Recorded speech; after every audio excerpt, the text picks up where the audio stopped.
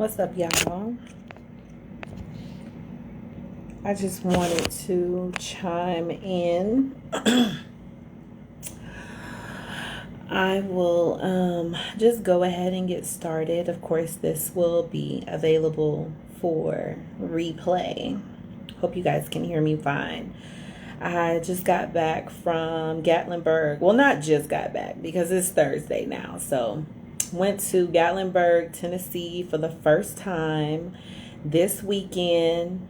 And just had an amazing experience. It was like, what, 23, 25 of us down there.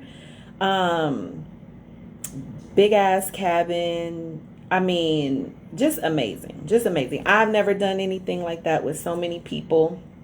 And then, just with everything going on right now, it was extremely needed. We ain't scared of no COVID. And we just went out there and just had a dope ass time. And I think that I could probably speak for other people that was there, that you definitely learned something about yourself, as well as the people that you were around. It was no bad vibes. It was no negative energy. Everybody that communed together and broke bread together and connected, it was all by design. It was meant to be, I definitely learned some things about myself, just with all the libations going on. Besides that, just being in that element, it was dope. It was dope. And it made me think about, my life and the things that I want to do, the things that I want to accomplish, the attempts that I've made and possibly felt like I failed or, made mistakes. It was a real eye-opening experience, and it was such a peacefulness that allowed me to kind of ponder on that. With that being said, it made me think a lot about fear and the different type of fears that we carry with us. The type of fear that we have in us that will make us not be ourselves, or be afraid of what other people will think about us. Me and my tribe, we're working through this fear thing, and what it really means and getting down to the core of it. And one of the things that I have been thinking about during my readings and this past weekend is just about fear and accountability, and how you have to accept when you're scared. You have to accept when you are afraid to do things. I am afraid to go live. I am afraid to put out videos of me talking, not because I'm shy, just because of a fear of what other people might think about me, what they might say. Oh, what's she talking about on this video? Things that I'm thinking of in my head that I'm guessing and creating situations that aren't even real. And so when I think about it, it's like, okay, I have to accept that I'm afraid to do this, but what overpowers that is my desire to share, my desire to have more and really help people to come into a space and understand that fear will literally paralyze you. And it will have you responsible for shit that don't belong to you.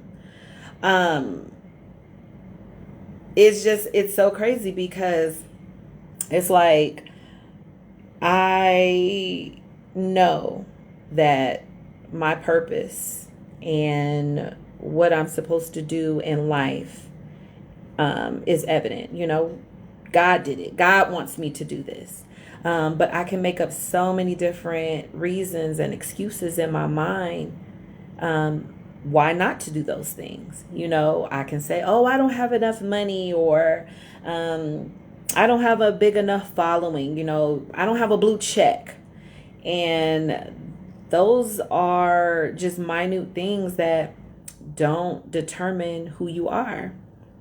And so I just wanted to share with you just a couple things that I've been going through. I got some notes around me, so forgive me if I'm just like looking off. I'm really reading. But I was thinking about, fear versus being fearfully and wonderfully made. I ain't gonna go to church on y'all, but I'm gonna just bring y'all a little bit of truth. So when we think in terms of fear, we think of the word and we're afraid. When you are fearful, you are afraid, you feel like your life is in danger, you got to get out of there, you're scared, right? It's an unpleasant emotion. It's caused by the belief that you are in danger. But when we further look at the definition of fear, it means awe. It means to be in wonder. It means that there's a possibility. And when there's possibilities, that's what kind of causes the anxiety, aka butterflies in our stomach. When you go further into the definition, we think about reverence.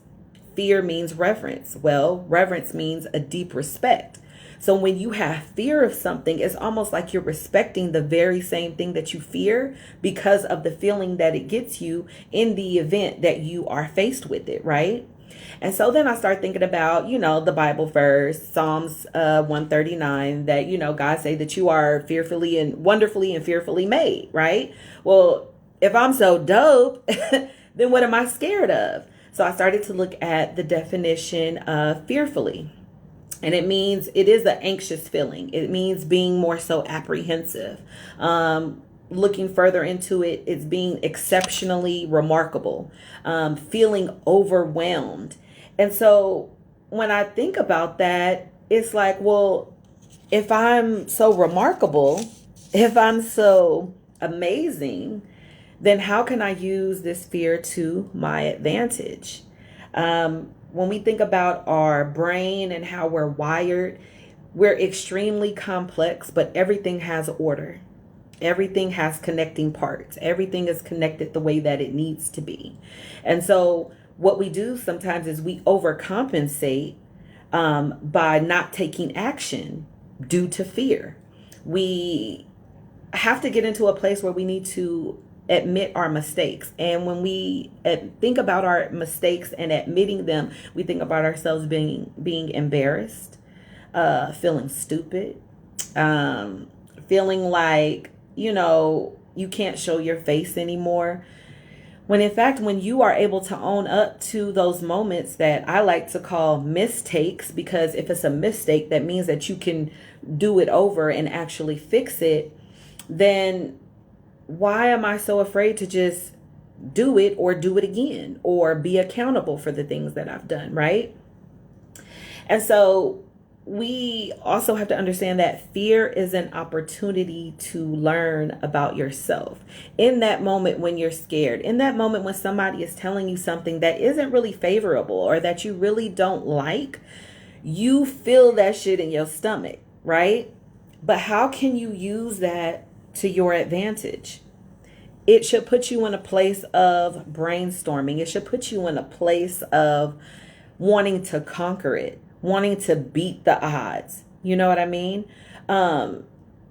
We have a habit of guessing our way into situations, causing the fear to be self-induced, causing ourselves to be afraid. It's really crazy. It's really crazy. And, with so much going on, like, I'm not here to talk about anything political. I'm not here to talk about are people being killed or who's killing them or who's going to win the election or any of that, because I opt out. I completely opt out of that, because what's going on in my mind and what I'm trying to manifest through my heart, I don't have the space for it. You know what I mean? And I want to be so aligned and so aware and conquer so much fear that I know that if I allow the outside world to have an effect on that, then I will stray away from the bigger purpose and the bigger task that's at hand. And that's being aligned, remaining aligned, and really just getting the success that I want and that I need. We are in a position now where everything is from home. Everything is pretty much up to you.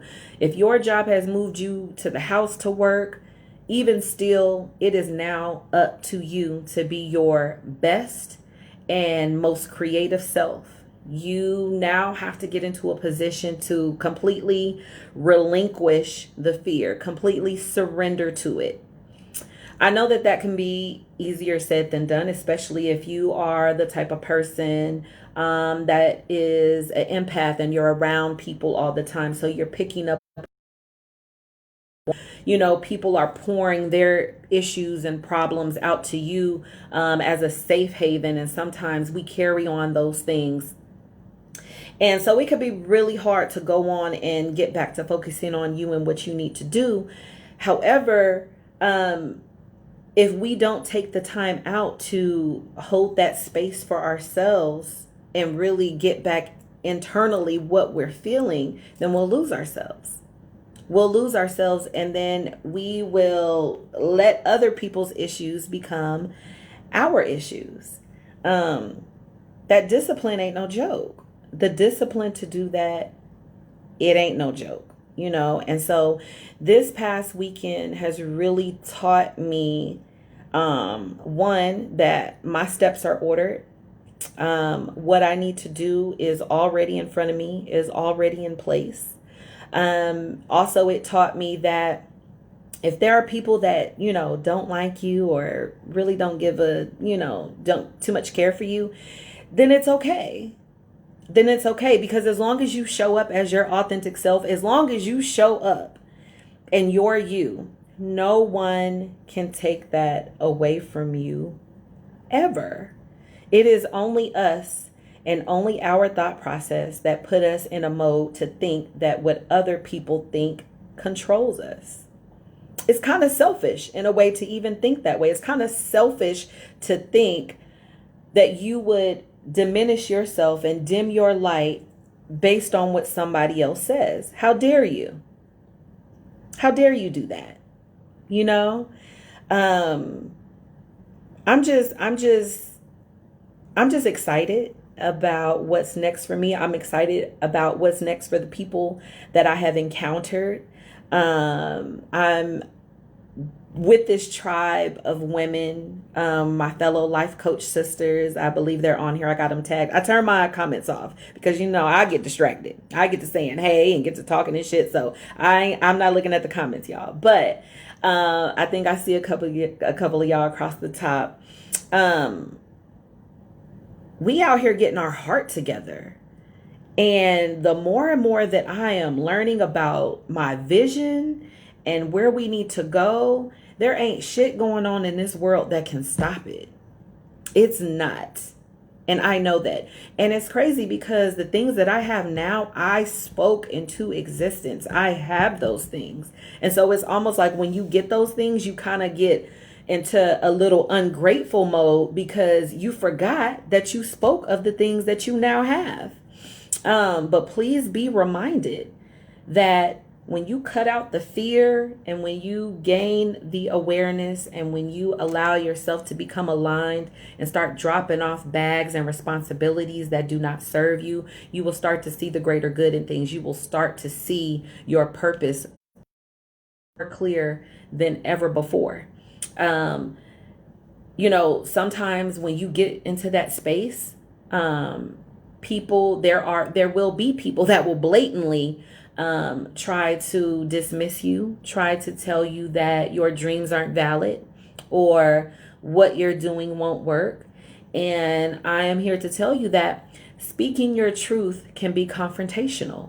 When others begin to reject you, you need to take that as you being now qualified to go to the next level, because obviously you couldn't go to that next level without that person dismissing themselves or dropping themselves off or showing their true colors to you. And so we have to be very mindful that when people who we love and once cared about, whether it's friends, family, or whatever, when those relationships are complete, when they're done, it's not about being broken. It's just that the situation is now done. The purpose has been served. And because you might be in your emotions about those things does not give you the right to impose or push your emotions on other people because they made you feel that way. You got to take that shit and go. Sometimes it is an L. Sometimes it is a loss. Everybody can't win.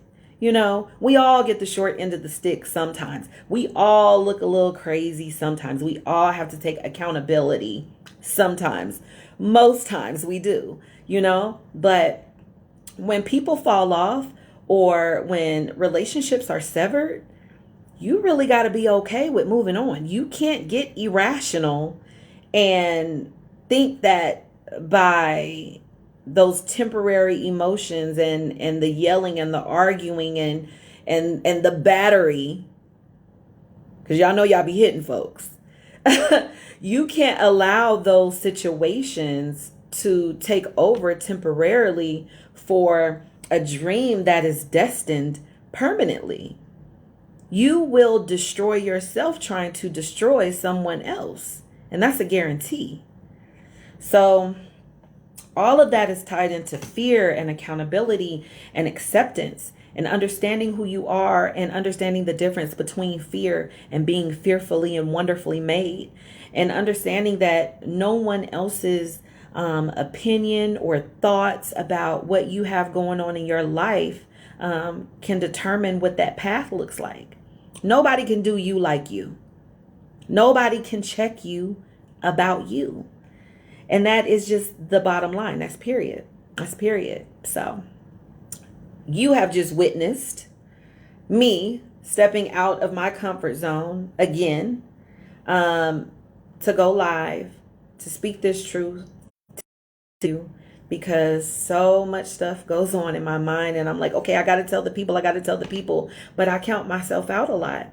And I know I'm not the only one that does that. So if you are one, I hope that this message reaches you in a space that you're able to apply it, because I've heard so much stuff over the years, hella jewels, written down, conferences, but none of that will make sense to you until you are ready to receive it, until you're ready to stop being fearful, until you're ready to make fear work in your favor.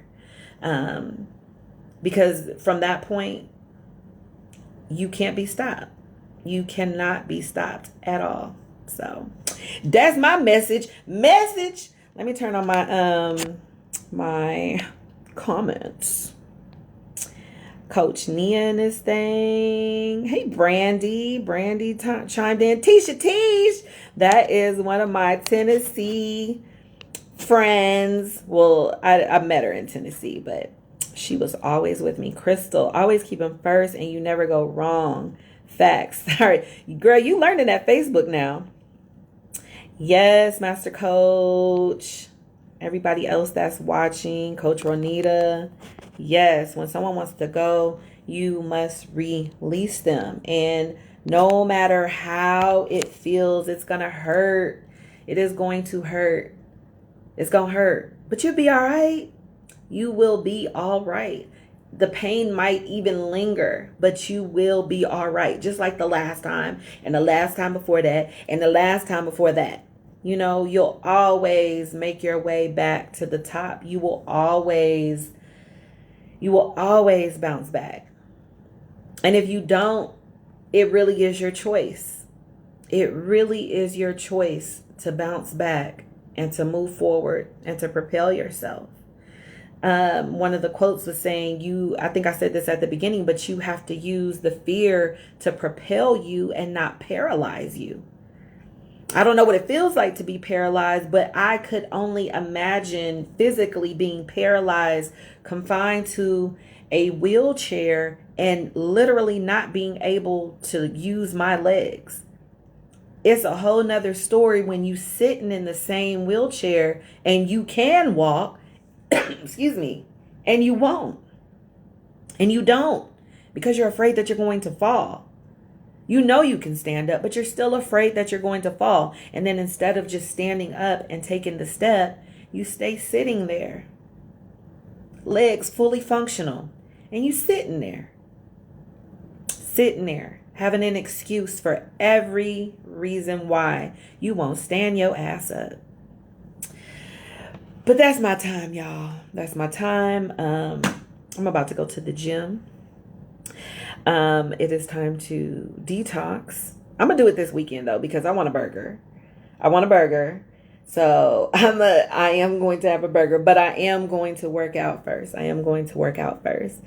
I am just super excited seeing my entire coach tribe on this live.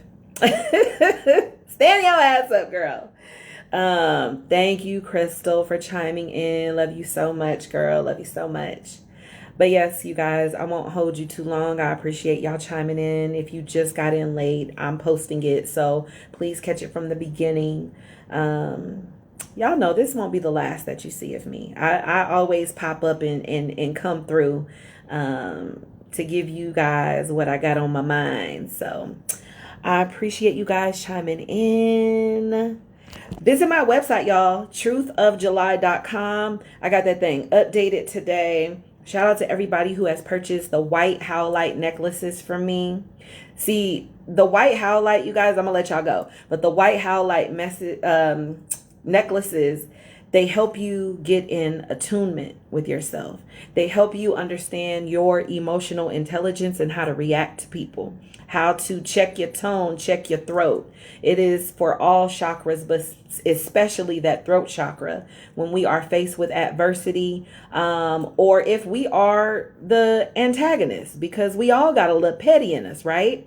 And so these white howlite necklaces channel that energy to keep you focused, keep you aligned, help you avoid confrontation, but also help you to not be so confrontational, and check your words and watch your words. So please visit truthofjuly.com. Follow me on Instagram, Truth of July, and go follow my Facebook page, Truth of July, and you can purchase your white howlite necklaces, and I'll get that out to you. Otherwise, stay tuned for more content. Appreciate you guys chiming in. Let me figure out how to end this live so I don't be looking stupid in the camera. All right, bye, y'all.